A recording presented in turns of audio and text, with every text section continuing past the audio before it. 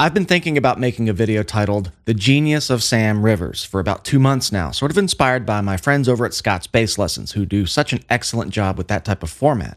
So if you look at this note in my phone here, dated September 30 of 2025, I had this idea jotted back down in August. Back in early August, I played my second Limp Bizkit tribute show here in my town this year. Limp Bizkit's in the house, y'all. Break your fucking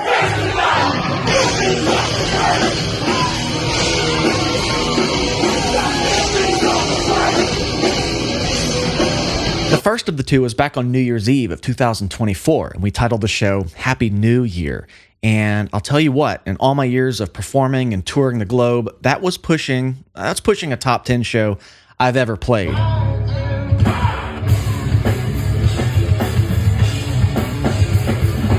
People were ready to teleport back to the 2000s. They were ready to be nostalgic. They were ready to party. And we were packed in there like sardines, definitely a fire hazard type of situation. So why am I telling you all this right now? Well, I was sitting here at my desk a few days ago. I opened my phone and I see the news of Sam's passing. And his bass lines are still fresh in my mind. I had a few beers that night and I just wrote up this tribute about what Limp Bizkit meant to me after writing them off for so many years. And I really regret that because after getting into their music this year to learn the set list we had, I couldn't be more wrong. I realized how badass of a bass player Sam was. And it's a real shame on me, to be honest with you, because when I first got a text message just being asked to do the tribute show, I read it and I went, Limp Bizkit?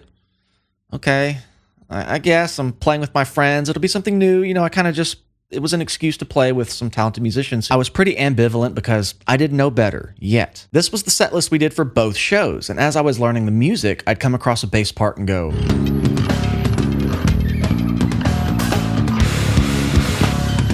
okay, that's cool. I'd learn another part and go, Everyone that burns has to learn from the pain. Hey, I think okay, that's really fun to play. Then I'd go to another song.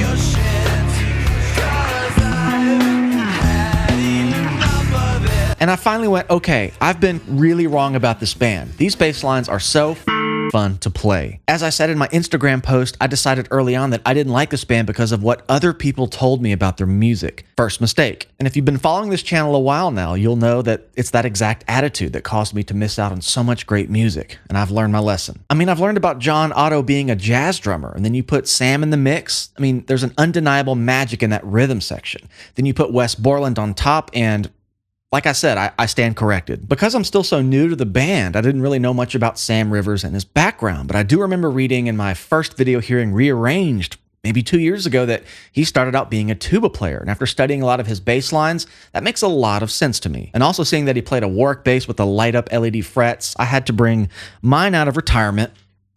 And I did both shows with it, much to my lower back's dismay. Now, let me talk about what Sam's parts really taught me in this short amount of time. It's one thing to be a fan of a band or play guitar or bass and learn a few songs, but it's another thing to learn a whole set list and get on stage and perform it and really live the music. And you find that you arrive at this sort of newfound deep appreciation for the subtleties. And the biggest thing for me was how these bass parts force you to play so precisely, but so consistently. Well, that sounds simple, right?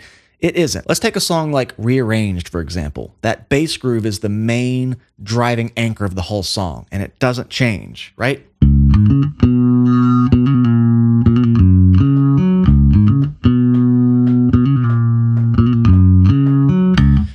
You cannot screw with that groove. There's no room to do a bass fill on the fourth repeat. There's no noodling around. There's no...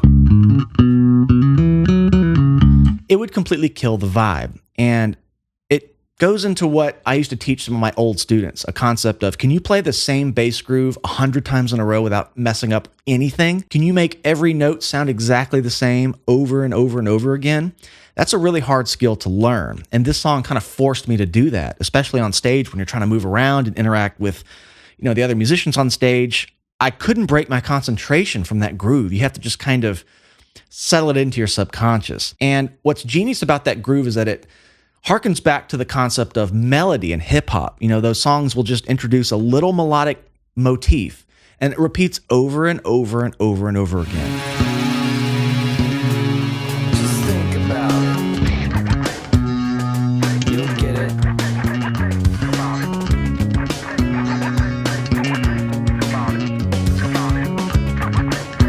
and you just kind of close your eyes and nestle into the repetitiveness of it. And if anything were to change, you'd kind of snap out of it.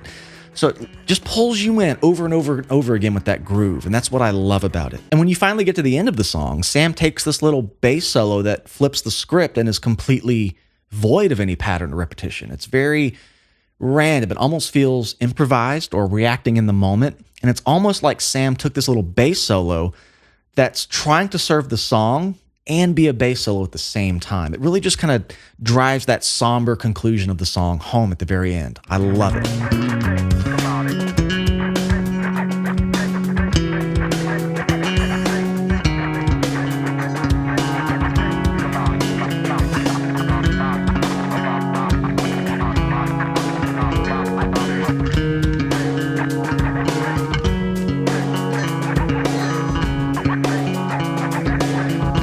After staying so by the book with the main groove of the song, when you get to this point, it's like melodic energy has just been pent up. And it's just like a release point, and you can be free of any sort of framework or pattern and just riff on the dissonance that little lead provides. It sort of rebounds, and I don't know what to call this concept musically, but whatever it is, it just translates so well to me. And then you jump to a song like My Way, for example, and even this video from the channel Drumble had these two really skilled musicians listen to the song without any drums or bass and imagine what the parts would be without having any context.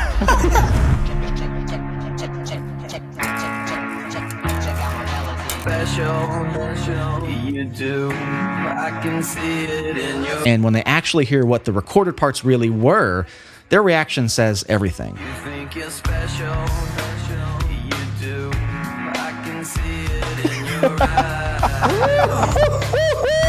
I can see it when you laugh at The charm of Sam's bass lines is how they shine in the verses. You know, when the chorus is hit and you have those big, heavy nu metal riffs, he's in unison with the main riff along with Wes. But it's those verses where his bass lines really kind of just blossomed and became something else. And my theory for why they were all so busy is that it's a good contrast to Fred's vocal style. It's, you know, he's often rapping or singing in just a very small melodic range, you know, one octave. He's not, you know, doing these big soaring Steve Perry melodies.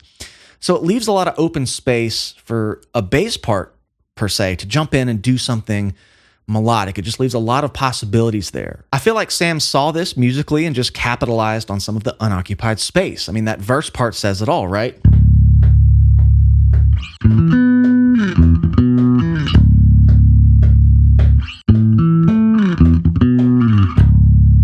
He could really jump up to like this little 9-chord thing and not be fighting with a vocal melody, because Fred's vocal melody there is a bit lower and not quite as moving. So the contrast works really well. I love how that bass part duets with the vocals, if you will. And the bass line has some slight variations. It's very A-B, A-B, that second time going.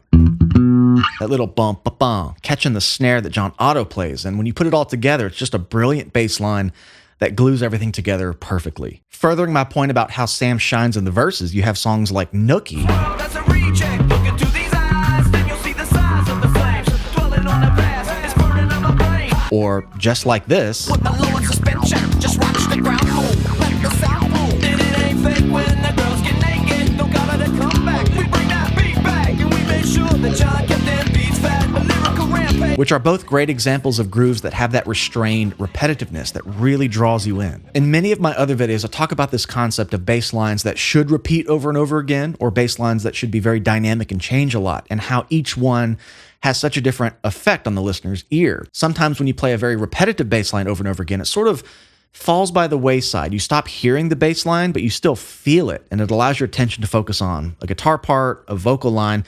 But then you have bass lines that change a lot, and they stay within your main focus. And I think that's the difference between a song like Just Like This, where it kind of falls away, you listen to the vocals, and then My Way, that bass line is, again, sort of duetting with the vocal. It's meant to be a focal point. I feel like Sam's bass parts had just a really natural intuition as to which of those two modes was appropriate for each of their songs. This time I'ma stand up and shout. I'ma do things my way. It's my way or the highway. check out my melody. Check out my melody. Another really small thing I noticed learning songs like 1999 is that that little quarter note in the verse could have easily just been a button DJ Lethal pressed to just boom. But Sam still played the note, and something about that retained this raw, real band energy. So it's those types of approaches that just really stood out to me. It's kinda serious. No use in dreading what they call Armageddon. I think we made it through the slump. But who really cares where we're heading? Cause now you motherfucker. And then, of course, this wacky as hell bridge section. It's almost like a samba groove that Sam does with John Otto, and they do this tempo change that ramps up into it.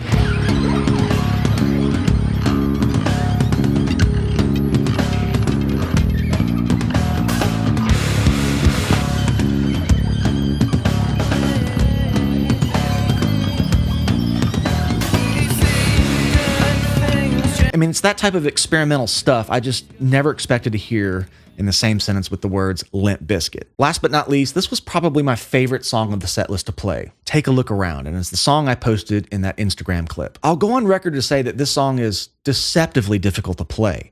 And I remember first pulling up the tabs when learning the set list, and I saw the tabs for Take a Look Around, and I went, okay, it's just some 16th note grooves at not a super fast tempo, no big deal. Boy, was I wrong. It takes a lot of stamina, a very consistent touch, and a really rock solid grasp of the 16th note grid, because a lot of those notes change within a subdivision, and it's relentless. It doesn't let up. If you take away all that subdivision, it has a very electronic synth hip hop melody vibe thing, right? This kind of boom, boom, it's just kind of thing going in the background. And all Sam had to do was just add some fast subdivision and some of that trebly finger noise, and suddenly it just puts it right back in rock band territory. So I just think that type of stuff shouldn't be overlooked. It's very effective.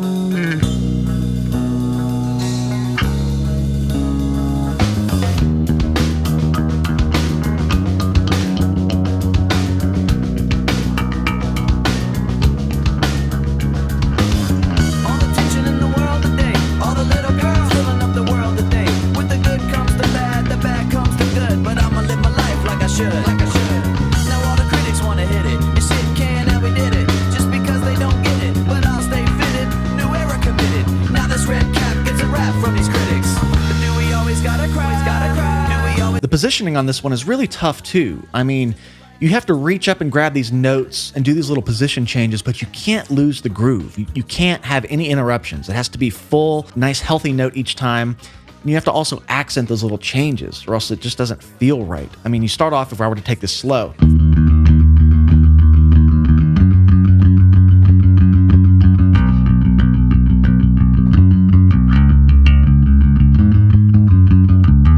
Doing that fast, those little...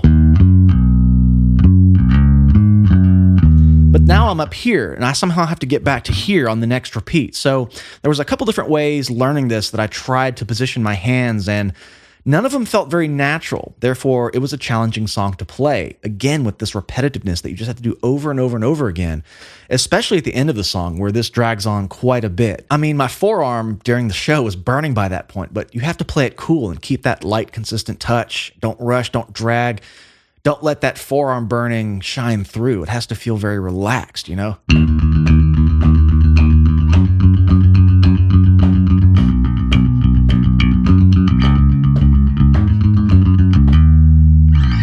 as I mentioned at the beginning of this video, I wanted to wait until I had really gone through the band's catalog more to make a video about Sam Rivers playing in its entirety and all his work. And I just wanted to come on here and express how close I've been to this music out of nowhere at age 35, about to be 36. And I'm just now getting into Limp Bizkit and realizing the brilliance of Sam's bass parts. So that just means that I have to leave it up to you guys now to tell me what your favorite Sam bass parts were. What other songs should I explore next? I mean, all we had from $3 Bill, y'all, was Faith. So I hear a lot about the bass lines on that album, him only being 19 years old. So I have a lot left to explore. But again, I just wanted to reiterate that this short 45-minute set was pretty life-changing for me and turned a lot of stones back over. Moral of the story here? Well, in a 12-month period, I went from still scoffing at this band to indifferently agreeing to play a tribute set of their tunes, to being blown away by Sam's bass lines, to then performing them on stage, and then to him passing away at such a young age 48. I mean, what a trip for me. It's a lot to digest and kind of weird to process, and I know it is for the band's fan base as well, because I've seen a lot of people be so vocal about the band having some career highlight shows just back in June. Just some crazy footage I've seen. As I always say, the best thing about music is that a musician's legacy will live on forever as long as we keep talking about it, we keep sharing the music and appreciating it. And it's so sad. I just wish nothing but the best for Sam's family, the Limp Bizkit camp. This is, again, just way too young. All I ask is that you crank his bass lines really loud today.